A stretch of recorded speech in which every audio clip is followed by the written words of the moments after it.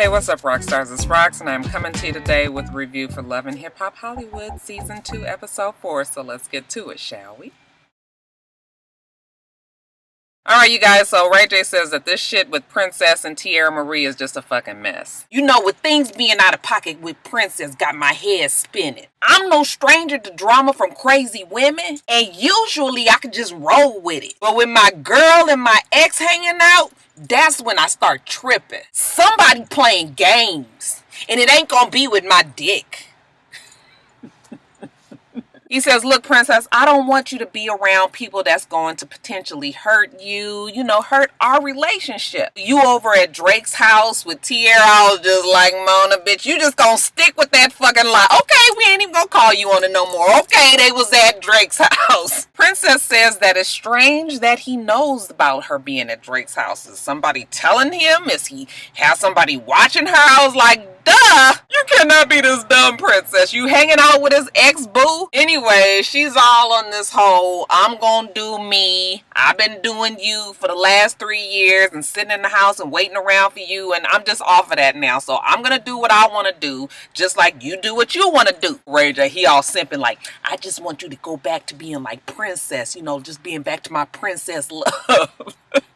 She was just like, I'm gonna go back to being princess love. It's just gonna be the princess love that ain't sitting around waiting on your ass. Okay, so he's just like, oh, so fuck what I say, huh? She was just like, no, it ain't like that. You know what you want to do, right? And he was just like, no, I'm working. I'm fixing to go to work. She was just like, well, fine, have a good day. So yeah, Princess is over Ray J and his bullshit now. This whole thing with Ray J knowing that she was at Drake's house has her stumped, okay? So she goes shopping with April, and she's just telling April, how is it that he knows that I'm over at Drake's house? I'm over there with Tierra. You think that she's telling him everything? And April was just like, no, she said she was over him. And she was just like, still, like, why else would Ray J know what I've been doing and where I've been going? She must be telling him everything. And April was just like, well, if she is telling him, then she needs her ass slapped. I was just like, all right, April, bitch, don't get your ass...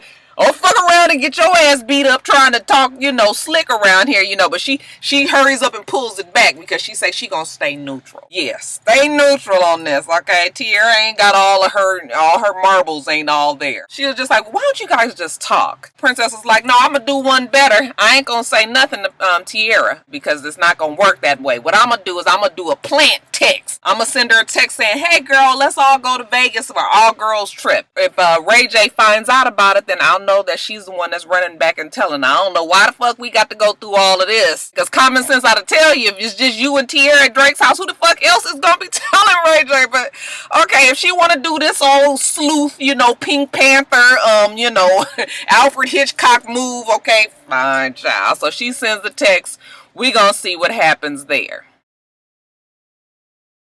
As far as Miles is concerned, he's cooled down, from their last little argument that he had with his man Milan, and now he's just realizing, like, damn, I might lose the best thing that ever happened to me. Milan's not answering his text messages and answering his calls, so he calls Hazel, the only one that will record with him. He wants to sit down with Hazel, and he's just telling her, like, listen, I am really at my wit's end with Milan. I really like him, but he is just giving me the blues. And Hazel is just like, well, he don't know what's going on with you. Like, are you cheating? He feels like maybe you cheating. He was just like, hell no, I'm not cheating. I love Milan, but he knows how I struggle with this. I struggle with my family. I struggle with my rap career. I struggle with my religion. I was really involved in the church. I was a youth pastor, and how would it look if I was just like, I ain't even gonna go there, you guys. I ain't even gonna go there, okay? He was the youth pastor, though. I'd have had him pegged more as the damn choir director. But okay, all right, he was a youth pastor. And he just feels like it's going to be hard for him to come out the closet. All jokes aside, yes, I guess that's a whole lot to think about. But on the other side of this, he feels like he needs to, get Milan to understand where he's coming from. Hazel was just like, well, is this something new? And he was like, hell no, it's not nothing new. I've been like this from the very beginning. He knew that I wasn't ready to come out the closet. So Hazel was just like, well, you just need to do something to prove to him that you really, really love him and that you are there for him, and get him really excited to believe that you really want to be with him. So Miles is just like, okay. All right, I got something up my sleeve, literally. So supposedly Hazel convinces Milan to meet with Miles. He tells him to come meet him at this restaurant. It's all romantical.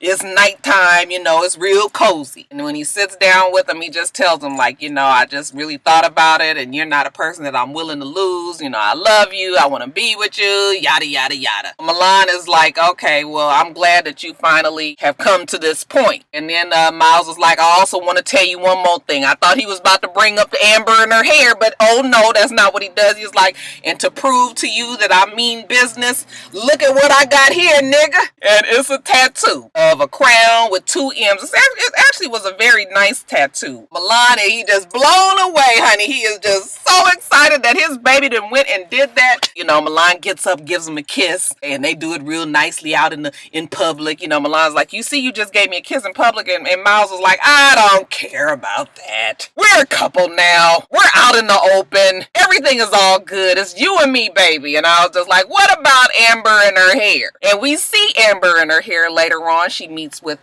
Tiara and Moniece. And honey, Amber and her hair is just sitting there telling them, like, look, he got one more time to be around me and not tell me exactly what's going to happen with our relationship. Okay, we going to be together, then we need to be together. I'm tired of waiting on him. He keep going telling me to be patient and that it will all work out. I'm still trying to say that Mona ain't let the cat out the bag if these two are still fucking or not. Okay, I don't know no woman that's sitting around waiting on a nigga to come around. It's like, what is the relationship if why is she at Poe Child's gaydar is so off? I mean, I can kind of look at Miles and be like, yeah, bro, got a little bit of, he got a little bit of a preference for the other side, okay? I'm not going to say he's real feminine. I don't think that he's feminine, but, I mean, if you best friends with somebody, it seems like you would see that shit. So, she's telling him, like, she tired, honey, eyes going this way, that way. I said, Poe Child. She looked much better in her confessionals. When she got to be responsible for her regular, everyday look, I said, She finishes with her drama. Tiara tells them, like, well, let me tell you guys about me. Okay, you guys know that I'm BFF with Princess. I got her thinking that, we doing all this and hanging out and having a good time, and I got her really trusting me. But now she sends me a text message and she wants to go to Vegas. And they're just like, oh, she might be using that against you. She might be trying to trap you. Tiara, I couldn't understand if Tiara realized that she was trying to be trapped and she just didn't care, or she didn't see it the way that Amber and her hair and Moniece was trying to tell her. She was just like, well, I'm gonna send a text message on to Ray J and fuck with his head a little bit. I was just like, this is making her look so stupid. It makes you look so bad, because if you so over it, people was trying to convince me in my comments last week how they would maybe do the same thing that Tiara is doing, and I was just like, but where does that get you? Where's all this getting Tiara? She just looks stupid. She doing all of this. She still ain't gonna be with Ray J. Something tells me that Ray J eventually still will end up back with Princess, and Tiara's just, so it's just like, girl, you done went through all this. You look silly. And then you got these two fools, the one that's egging you on, Amber and her hair, who can't tell that her damn man is fucking gay, and Moniece, who don't have no fucking sense at all. I mean, we know that Moniece is loony. So I'm just like, yeah, Tiara, this is, I hate that she's going in this direction, because it's such not a good look for her. You guys, that damn little B is a fucking mess. She is just really, really team too much. Way too much. Okay, so look, the show opened really with Lil B confronting, the white hoes and the bitches at the studio with her man. And she's all in, turned up mode. Get your hands off my husband. Oh, you didn't know he was married? You know why you didn't know? You knew why you didn't know? She couldn't find the fucking ring in her purse. Hold on 1 minute. You want to know why? You want to know why he didn't know he was married? Because he not wearing his fucking ring. I said, bitch, you needed to have that ring sitting right there in that pocket, not down at the bottom of the fucking purse. Max is just like, oh, why you just busting up in here? You fucking with my business. This is my work. And she was just like, I don't give a damn. If I didn't have my ring on and I was leaving out the house, what would you think? And he was just like, I don't give a fuck. Shit. He was like, bitch, you is crazy. Okay, I'm leaving. And she was just like, you're not going nowhere until you answer the question.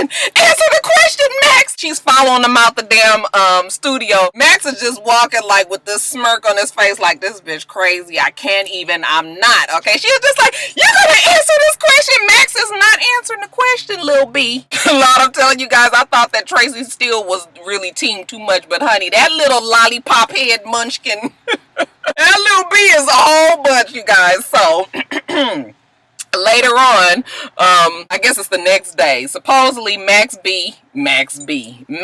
Lux, he texts her and tell her that he coming home. So, you know, she get ready. She get perched up on the edge of the couch and she waiting for the nigga to come through the door. So he come through the door and he just like, hey, what's up? Like, why you shaking though? Why am I shaking? Nigga, you fixing to give me a fucking stroke about this damn studio and this ring and you not wearing it and them bitches up in there. You got your damn 73 teeth just a smiling with these bitches on your arm at the studio after I done told you how many problems that I've had with this. And he was just like, you know what, look, I ain't got time for this. Every time I think about us and the drama that we go through, I just feel like it'd be better if I was by myself. I don't need to be around somebody that's just always threatening me, always not giving me my space. And she was just like, by yourself? We have a family, we have a marriage, we have a kid, we have a relationship, 11 years, and you're ready to throw that away? He was just like, bitch, I can't be with you. You gonna be threatening me. I just can't do this no more. Okay, this fucking ring, I ain't wearing this goddamn ring because it don't mean shit to me. Okay, because I got a crazy ass bitch at the house, and why would I want to wear something that represents a crazy ass bitch at the house? Okay, she is just getting more and more upset, like, you know, I said, lollipop head gonna have a hard time with this. Okay, so he get up like, I'm leaving, and she was just like, you're not going anywhere. Okay, so he walk out the door. You guys, they get in the fucking driveway, and she now all of a sudden she real concerned about what the neighbors is gonna do. Okay, he was just like walking down the thing. She was just like, don't you say nothing. You embarrassing me. Don't you embarrass me in front of the neighbors. Stop doing that in front of the neighbors. She's pulling in the driveway across the street. Don't say nothing. And Max was just like, hey, everybody, you think you got problems? Fuck, we got problems too. Okay, then the nigga turn around and he take his ring. He said, you want this ring? And he chucked that motherfucker way down somewhere. I mean, you know this shit is gone. Okay, she was just like, don't you do that. She come running down the damn driveway. And she looked like she gonna jump on the nigga, but she don't jump on him. She was just like, you go find that ring. You go get that ring. Don't do that. Why would you do that when you're... I said, girl, if you don't cut all this shit out, Max is so over it. He was just like, I'm out. I don't give a fuck about that ring. He walked down to his car. Somebody on Twitter last night was just like, why he didn't park in his own damn driveway? Why he across the street? He goes to his damn Hummer and she runs up in front of it. He was just like, really, B? You gonna stand in front of the damn car? He was like, bitch, I got one for your ass. He throw that motherfucker in reverse. That motherfucker was just like, She's just standing there like this, and he backs all the way up down the street. Can you say molded?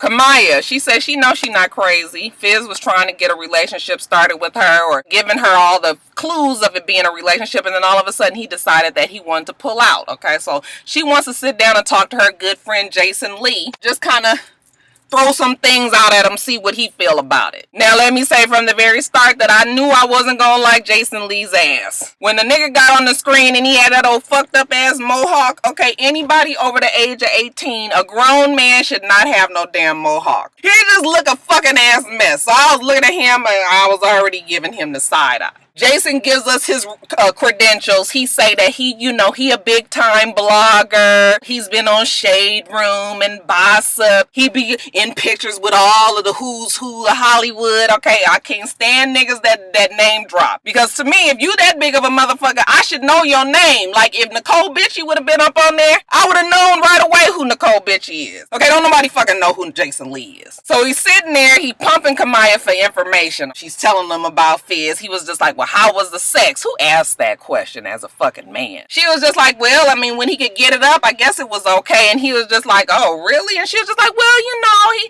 he kind of almost 30. I think maybe, you know, he just had a hard time. And I was just like, no, the nigga be high all the fucking time. He can't get his shit together because the nigga falling asleep. Jason Lee was just like, well, I'm in my 30s and I have no problems, okay? The shit stay hard. I was, who the fuck you fucking nigga? You all got your old plastic ass vagina that you got at the damn sex toy store. He can't be fucking no bitch. Is the nigga gay? Mm-mm. He ain't fucking no human pussy. I'm sorry. He's pumping her up like, girl, with the way that you look, I can't believe that, you know, he don't want to have sex with you. You should be with big ballers, shot callers. You should be on yachts and traveling the world. You shouldn't even be fucking around with somebody that can't even keep their dick hard enough to have sex with you. Now, we're going to jump on over to Fizz, you guys. And Fizz take his old frail ass down to the club because he want to meet up with Nikki, okay? He want to see if he can put her on his table of appetizers. Okay. This motherfucker walk in the club with these damn Ray Charles glasses on. Y'all know I can't stand when niggas be having on damn sunglasses in the club, especially the damn black lokes. Anyway, he pulled her to the side and he's just like looking at her. I can't stand the way he leers at her. You can tell one of them niggas that just want to fuck you, that ain't never had nothing quite like a Nikki. He just be looking at her like, you know, licking his lips and, you know, so when we gonna do, you know, he just gets on my fucking nerves. Again, the damn relationship between Fizz and Nikki is so unbelievable because Nikki, I mean, her requirements last season was the guy had to be a boss. What the fuck is a boss on Fizz other than his goddamn cologne? You go. But, yeah, it's just like, he's not no boss. I mean, last year she was with Mally Mal. This year she's with Fizz, okay? Even though we kind of felt like Mally Mal was a clown or whatever, at least we knew that he could provide the fucking lifestyle that Nikki was used to having. Fizz, you can look at this nigga till he ain't got two fucking nickels to rub together, but child, whatever. They in the club, and she telling him that she heard that he messing with some old basic bitch and how the bitch been talking about her on social media and calling her plastic and whatnot. I was just like, well, what's the... But whatever. Fizz says that he wants to try again with her, you know, them go out and maybe have a good time, you know, add her to his table. She was just like, okay, well, we'll see. Okay, she swerved that nigga real hard, okay? I'll give him a little hug, little pat on the back. Later on, Fizz meets with April. He's telling her how he wants to, you know, try again with Nikki because she's so honest. I was just like, so that's the reason why. Nigga be looking at her like, you know how them niggas, you be on the dance floor with somebody and they be just a dancing and all of a sudden they get a little too close, then they be holding on to you, and then all of a sudden you can feel they shit poking out, and you be like, nigga, now you doing too much. That's what Fizz is. He tell her that he feels like she's real honest, and he just like that about her. April was just like, yeah, she got a big ass too, okay, nigga, that's what the fuck it is, okay? So while they sitting there kikiing it up about, you know, Nikki, Jason Lee wanders in the building. Now this is the second side of the nigga that I already just like got my side eye on, okay? He walk up, he see April, hey babe, what you doing here? Oh, just here with some friends. You know, he introduced himself to Fizz, and then he sits down like, who told you to sit down? And he's just telling them like, oh, okay, so you know my girl Kamaya. Fizz was just like, oh, here we go. Well, Kamaya says that, you know, you did her wrong, this, that, and the other. And, you know, Fizz starts arguing with him and starts pleading his case like, no, that ain't the case. And shit, the first thing out of my damn mouth would have been like, nigga, what you need to fucking do is not talk to me about my relationship with Kamaya. What the fuck is wrong with you? But see, Fizz don't do that because he ain't no real nigga. And Jason Lee doesn't respect him as no real nigga. So they sitting up there arguing about whether or not, you know, Fizz was able to fuck the girl good and keep his dick hard and, you know, all of this. And I was like, really, Fizz? I'd have cussed that motherfucker out and almost would have made him feel like I was gonna beat his ass, okay? But see, like I said, Fizz, he just a little old teeny tiny, real, you know, frail and skinny. But, yeah, Fizz is over it. Fizz... okay, because he said he wanted to spend more time with his girl Nikki. He take her down to a movie theater that he got, you know, part ownership in. That nigga is in charge of the concession stand. He go to Costco and he pick up the hot dogs, the popcorn, the sodas. That's what Fizz is investing. Okay, I ain't gonna take away from him. If that's his business venture, then good. When you saw them walk up, I was just like, see, look, she would kill that nigga. I mean, she was just so much bigger. First of all, Nikki is not a big girl, you can tell. But on TV, when she stands next to him, he looks like a stick. That bitch would kill him just trying to be on top of him. Poor thing might die. But get her. She's just like, oh, I see that you a boss. Like, I'm so happy, you know, that this is yours. Or whatever she was fucking saying. She tells him how she trying to get her damn lingerie line going and that Jason Lee was going to help. And he was just like, no, Jason Lee. That nigga is just too much. He all in my business with Kamaya. You guys, side note, did Fizz have on a hat that said Kanai? Nigga like Carl Kanai for real, where you can get it at the goddamn Burlington Coat Factory. Like, who the fuck still wear Kanai shit? Now, Fizz, you paid 99 cents for that mug at the store. No, not the Kanai. Not the Kanai, y'all. That right there let you know that he ain't no damn boss. Him bringing up this whole Kamaya thing bothers Nick. He was just like, well, you know, it ain't gotta be like that. You know, I just need to get her shit out my house. I was like, how much fucking shit did the girl move in? She was just like, well, I can come help you do that. I said, okay, Nikki, don't you write a damn check that your ass can't pass. Now, don't you write a fucking ticket. Now, don't you write a damn ticket. Now, don't you write a damn check that your ass can't pass. Cash. I'm gonna get this fucking drunk right. Don't you write a check that your ass can't cash. Talking about she was gonna just tell her to get her shit out of all. I was like, okay, you must ain't seen Kamaya. I looked at her. That bitch looked like she could hold her own. And then, you know, to seal the deal, he was like, look, they was having a special at Costco. I got your candies, $10, 10 packs. Okay, so she take a little piece out, put it in her mouth, and then they kiss. And y'all, the shit was real. The kiss was real alarming. Like, I was just like, oh, they look like they biting each other's gums or something. You know, I kept on seeing like jaw muscles and shit. You ain't supposed to see motherfuckers' jaw muscles flex when you kissing. Now, the scene that I'm about to tell you guys about with Jason Lee and Nikki, it bothered my soul, okay? Let me back up. So, Nikki meets with Jason Lee, even though Fizz already told him that the nigga is trouble. She's trying to get him as a blogger to help her get her name out for the lingerie and whatnot. She tells him also that she invited Hazel down because Hazel being a PR person and him being a blogger, you know, they could work together and help her with branding. Jason Lee automatically is just like, oh no, we're not working with Hazel. You know that she wasn't no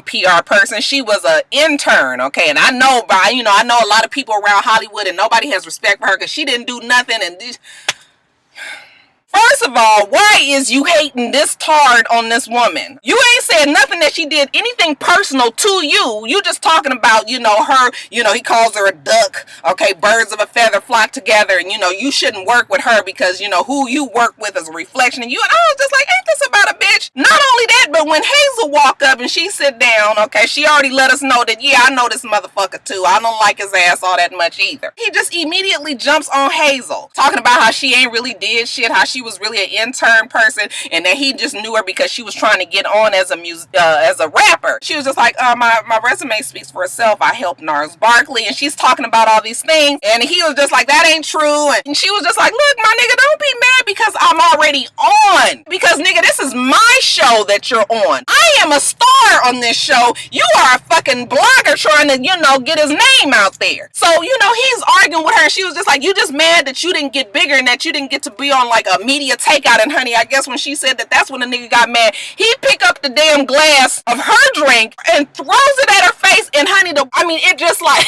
okay, look, we all got a good laugh when I saw the commercials, you know, the clips, the trailers or whatever, when she, you know, when he throws it back and she pushes her hair back and her damn wig goes back, we all got a good key out of it because we didn't know what the fucking circumstances are. We can talk about Hazel because we've been watching this show and we got a relationship with Hazel, but I'll be damned if a motherfucker's gonna come on this show and be this goddamn disrespectful, throw a drink in her fucking face like some old bitch made punk ass bitch, and then take his ass and run off before anybody can even get to him and gonna say some shit like eat that bitch or something. I was just like, what the fuck? Oh my god. Now Hazel couldn't never get up and do shit because the bitch's eyes was burning. I mean, nigga, if you got vodka and tonic running down your face, your makeup and maybe your glue from your wig coming all down, you can't do shit. But I was pissed about that because I think he really thought that he had done something. And you ain't done nothing but as a grown ass man threw a fucking drink in a bitch's face. Are you proud about that? That shit is not cool. I wish that one of them security guards would have fucked him up. Just on GP, nigga. You're not fixing to do this on this TV show and think that we all gonna be sitting up here and rah-rahing you and all of that, because that is not fixing to happen here. Hazel gets a bad rap. Hazel is like the Mimi of the Love and Hip Hop,